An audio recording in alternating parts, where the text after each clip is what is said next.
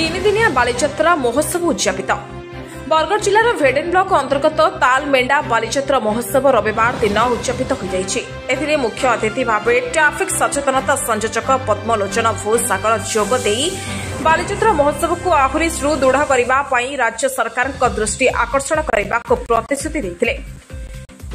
बालीजात्रा विभिन्न सांस्कृतिक कार्यक्रम मान आयोजन करा मुख्य कुमेल सिंहा एवं साईपल्ली महिला संकीर्तन दल दर्शक मानक मन को मुग्ध करते। कर्ता दायित्व तुलाई ग्रामर गौतिया प्रकाश मेहर सहयोग करते ग्रामर आशीष प्रधान राकेश भोई सदाम विश्वाल डिंगिर भोई सदानंद भोज भागरथी गहीर अच्युत साहू रमेश साहू शिशुपाल भोई दीपक शतपथी सुभाष भोज समेत ग्रामवासी वृंद। ब्यूरो रिपोर्ट साहिल टीवी।